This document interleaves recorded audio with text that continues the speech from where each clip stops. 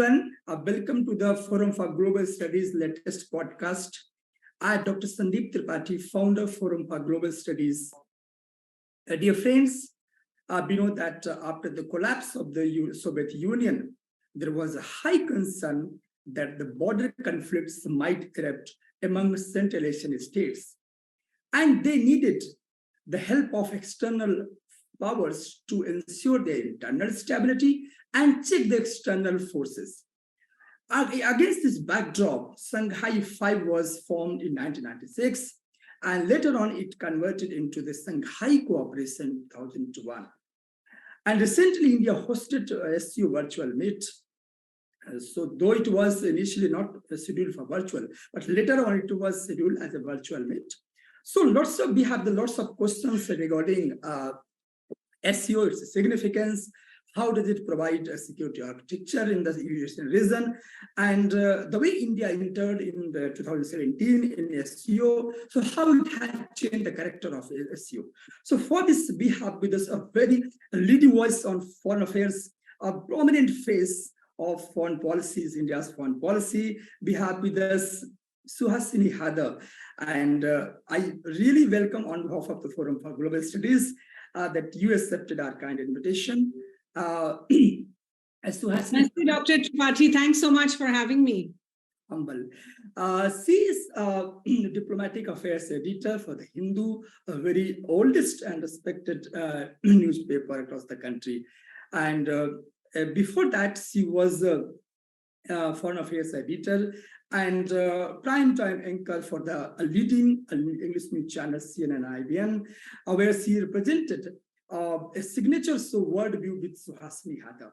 So we know that lots of credential and people like me who are following foreign affairs last 1 decade, I have been watching your voice on ethnicity, on objectivity of foreign affairs. So I hope that this podcast is going to be very, very insightful for policymakers, for students, for researchers, as well as for stakeholders. So thank you so much for joining us, Ms. Suhasini Haidar. And now I'm going to ask the questions. The first question is that, do you think that the Eurasian region would have become a hotbed of ethnic strife, regime change, and radicalism in the absence of organization? Does it provide a security architecture for the Central Asian region? Dr. Tripathi, thanks so much, and for speaking about a subject that not too many people know about. I know a little about because as a journalist, one has to cover it. But it is very important to see where these organizations come from and what their value is, particularly for us in India, since India is a member of the SCO at present. As you pointed out, after the breakup of the Soviet Union, there was a real worry about the stability in particularly this Eurasian region, the region between China and Russia. And remember, China and Russia themselves did not have very close ties. They have many border disputes, including in Eastern Russia, that continue. And the worry was threefold. One was that there would be territorial instability. There are still there was certainly until a few years ago disputes between what was Russia and the neighboring states, the CIS states as they're known. There were, as I said, disputes between Russia and China. And then there were disputes within these Central Asian countries. So if we just look at the four major Central Asian countries, because Turkmenistan has chosen to stay out of the SCO, but it remains a permanent observer. They also had a lot of border disputes. And a country like Uzbekistan, which is a double landlocked country, actually had several border disputes at a certain point of time. So that was one of the reasons why the SCO came together, as you pointed out quite rightly, first as the Shanghai 5 in 1996. At that time, Uzbekistan was not a part of the Shanghai 5. And then in 2001, when they took in Uzbekistan and created something called the Shanghai Cooperation Organization. To my mind, I think it's time to move on from this nomenclature also, because the term Shanghai doesn't really tell you what region we're talking about. But now we're talking about a region which goes from the western borders of Russia all the way to the eastern borders of China and then down to India and Pakistan. So it's a massive area. It represents, I think, close to 1/3 of humanity, of the population of the world. And as you pointed out, stability was one major region. Obviously, things that come out of stability also. The 1990s, the great worry was about Islamist movements in the region. And we know that these Central Asian countries, despite being under Soviet rule for so long, are a majority Islamic countries. So that was definitely one worry. The continuing worries over what could emanate from Afghanistan and Pakistan. Afghanistan certainly was in 1996 under the Taliban. From 96 to 2001, the problems of cross-border terror was not just for India from Pakistan, but there were many terror groups that were operating in these regions. So that was the second big worry. I think the third big worry was one about drugs. And if you notice in the SCO's charters, if the people who you teach also have the chance to go back and look at the websites of the SCO, it's a little difficult. Remember, of course, the formal language for the SCO is still just Russian and Mandarin. India is trying to push English in, but for the moment, if you can navigate the labyrinth of the SCO, you will see that their first meetings was to try and build confidence building measures between China, Russia, Kazakhstan, Kyrgyzstan, Tajikistan. After that, they worked on China's borders with Kazakhstan, so one specific one. They later looked at the other boundary issues between them. And, by, I think, 2017 or so, Uzbekistan had made a real conscious effort to, in fact, finish all its disputes with all its neighbors. They settled them.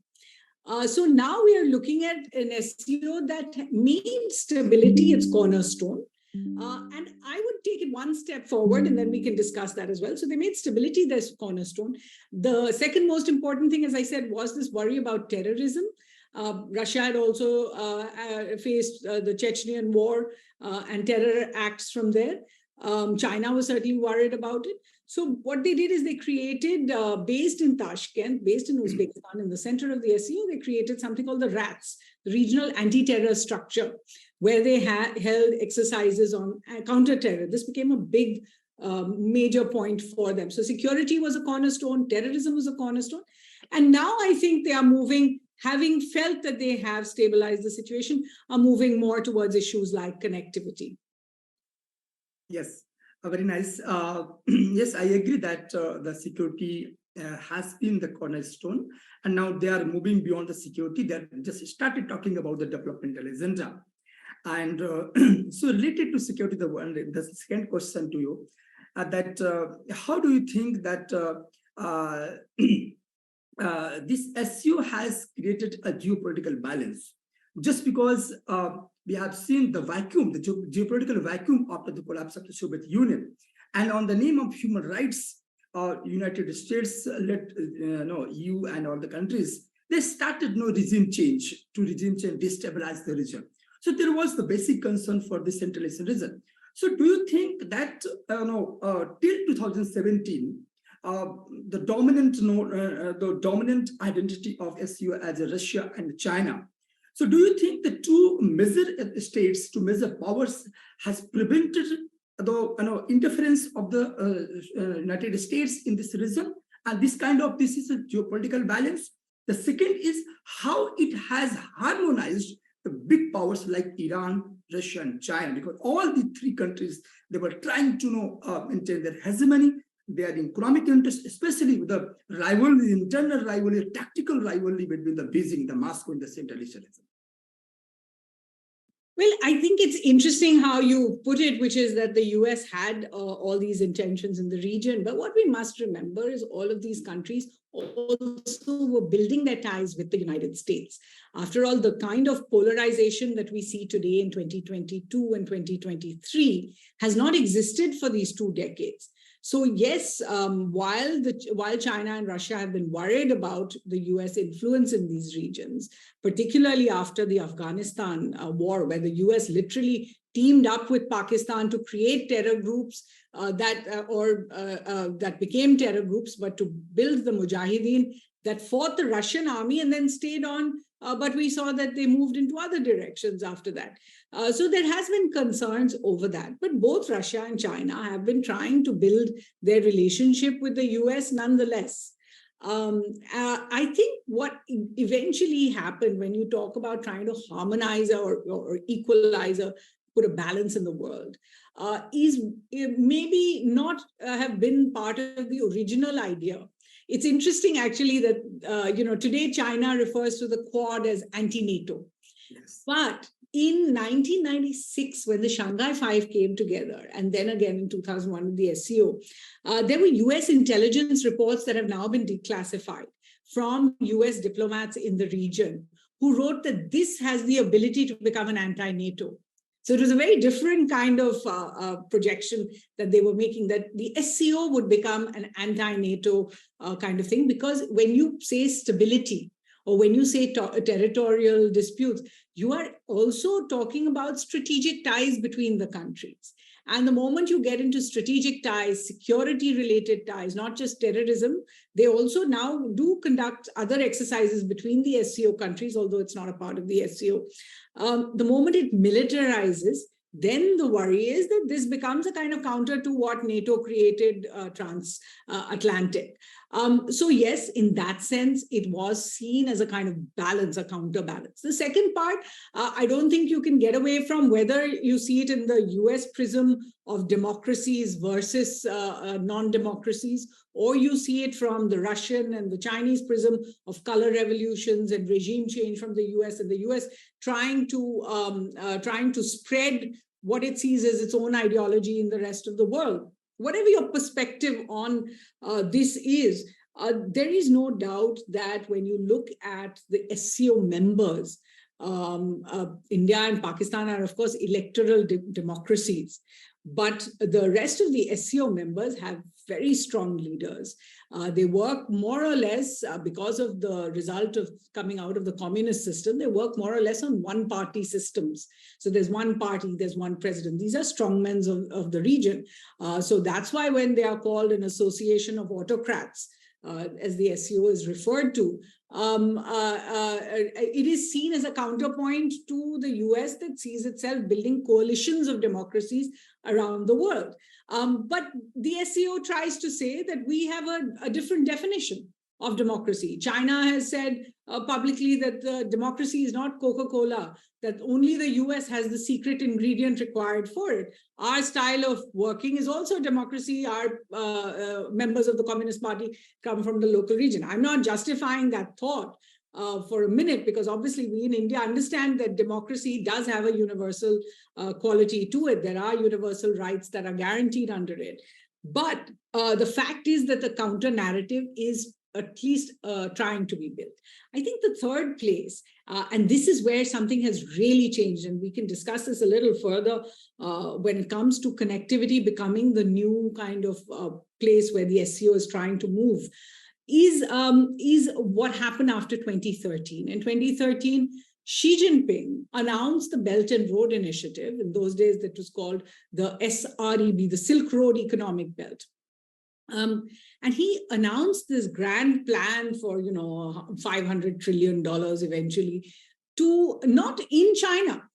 He went to Kazakhstan, and in the Nazarbayev University, that's where he made his speech, first unveiling the Belt and Road Initiative. Now, subsequently, India has, of course, is opposed to the Belt and Road. And has stayed out of its projects around the world. But there's no denying that the Belt and Road has grown, particularly in Central Asia and in South Asia. Projects have come up. Some of them have left their countries in big debt. But those projects have come up. And if you travel to Central Asia, you cannot doubt that they see now themselves as one large connectivity sort of linchpin between China and Russia, and certainly within the SCO countries there. You spoke about Iran. At a time when Iran is facing full brunt of Western sanctions, and even a country with strategic autonomy like India has given up its oil from Iran because of this. The Chinese push for bringing Belt and Road projects into Iran came as a sort of lifeline. If we built Chabahar there, the Chinese were willing to build the railway lines and roads and put money into developing the oil resources there. So what we've seen in the last few years, and this is the last decade of the SCO, is that slowly they are all talking much more about connectivity. This is another reason why it's important for India to stay in, because if India has a goal for connectivity in the region, it can't do it through Pakistan, because Pakistan has blocked us, and transit trade does not even go to Afghanistan, let alone Central Asia. So India's entire strategy for connectivity in the Eurasian region stems really through Iran. And now that Iran is a member of the SCO, and Iran is the place from where Chabahar goes, where the international North-South transport corridor goes, you will see a new kind of trade routes are coming up over there. So when you talk about the balance and perhaps harmonizing a kind of different counter narrative, the SCO has now taken a much larger role in terms of not just security and stability and terrorism, but in trying to build a network between the countries that are there. Now, it's not ideal, and it's certainly not the richest countries in the world. And of course, people will argue that they come with their own internal problems, one of which is an inherent anti-Westernism that has kind of brought them all together.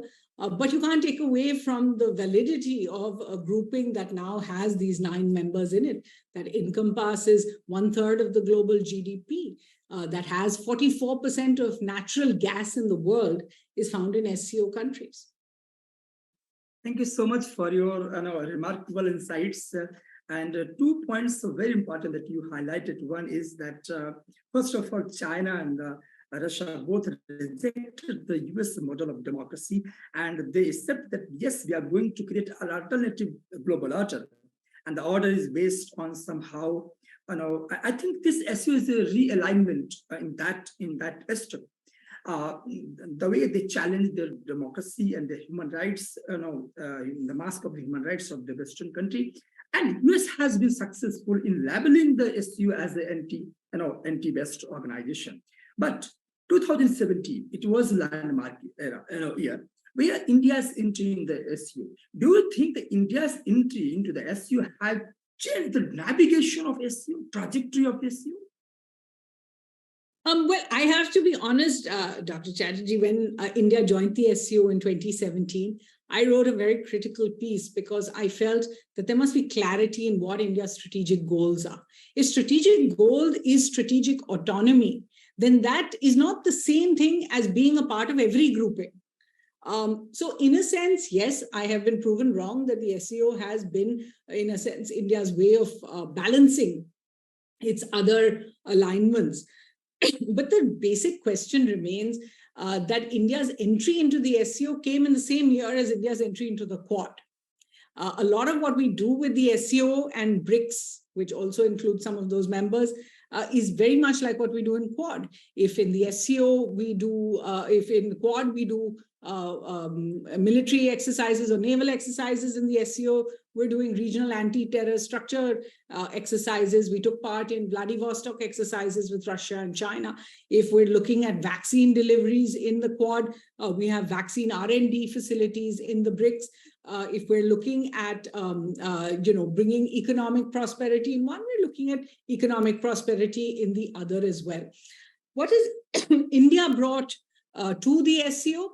I think it has opened up the SCO because the SCO was always very difficult. Nobody followed what the Shanghai Cooperation Organization did. You know, what I'm talking to you about, what was in the charter in 2001, 2002. Remember, this is the 23rd SCO summit that Prime Minister Modi hosted. So there are 22 summits before this. And it was a very closed door, arcane group because it was also run by countries that had these very closed governments. They had these autocrats. Language was an issue. Very few of them actually spoke in any language but Russian and Mandarin. So you were looking at a grouping that was not very easy to access for the Anglo-Saxon world or for the Western world. India and then, of course, Pakistan coming in as well has brought that to it, that it has opened out the SCO so that the world is now watching. Last year, when President Putin didn't go anywhere else, but went to the SCO summit after the Ukraine war, the whole world was sitting up and watching to see what would happen. When Prime Minister Modi said to him that this is not the era of war, although I would admit that if you read the transcript of the meeting between Prime Minister Modi and President Putin, it was not an acrimonious meeting. It was actually a very cooperative sort of meeting where in fact it was Mr. Putin who then turned around and said, yes, I understand what you mean by this is not the era of war. You've expressed your concerns to me. I understand them. But the fact was that became a platform to do that kind of thing. Then you look at oil and gas resources in a time when the West has more or less just cut off its plans for supplies of oil from Russia. We're seeing a whole alternate economy, if you like, building up, and India as the biggest now. India has now become the biggest importer of Russian oil. And Russian oil makes up about 40% of India's oil imports. At a time like this, India has come in a sense, because of its proximity with Russia, but also because of the kind of ecosystem the SCO has built.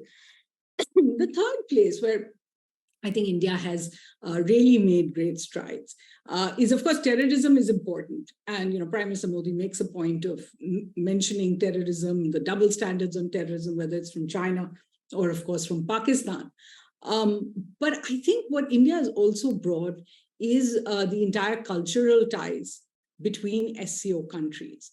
When India took over its presidency, one of its aims was to build on the common old Buddhist ties of all these countries. Remember, none of these countries are actually Buddhist today, but all of them have Buddhist underpinnings.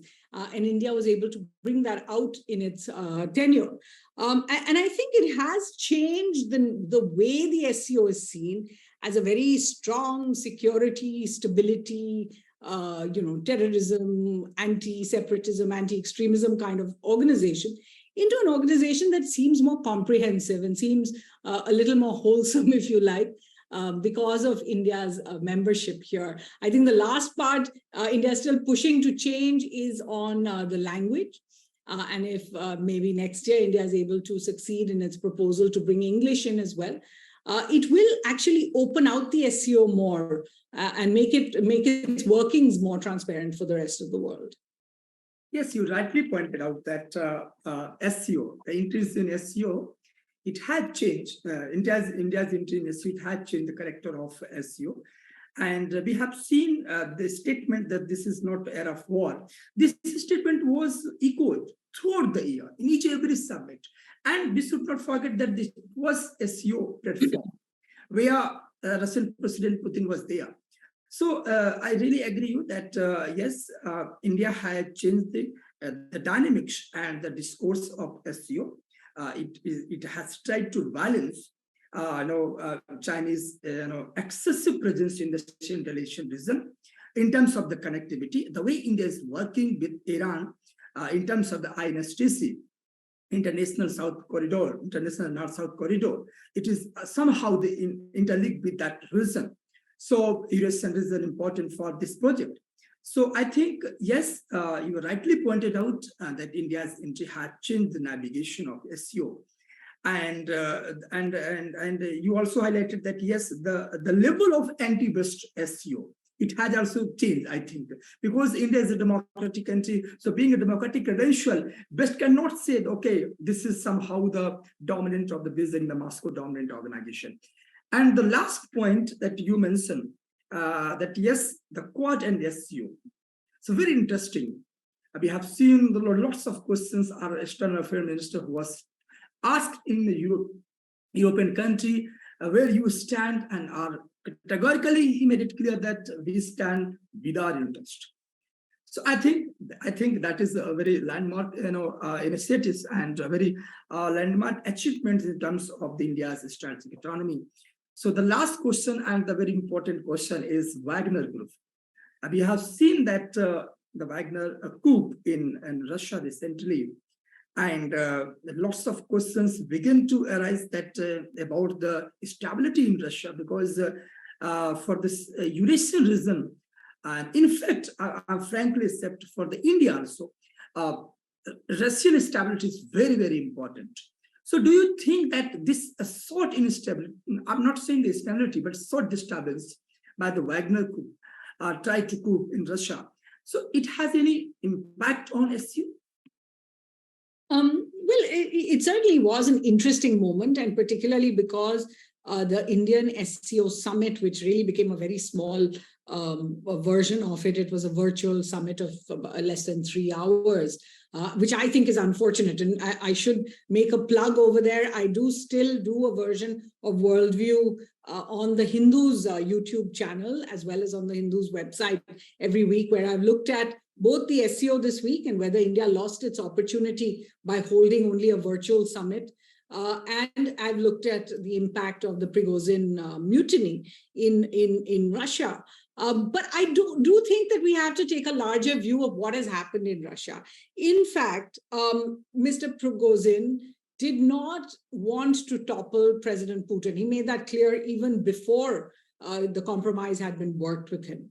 The second part was that his real anger and what he wanted to come out against seemed to be the Russian defense establishment, the defense minister, Mr. Shoigu, the general, the chief of staff of the Russian army, Gerasimov. But in fact, the fact that Prigozhin was, failed in his attempt, I think meant that Mr. Putin has been able to retain not just the stability issue in Russia, but also been able to perhaps bring together the forces that had issues between them through this. Because when Prigozhin announced his mutiny, the defense forces of Russia really did come together.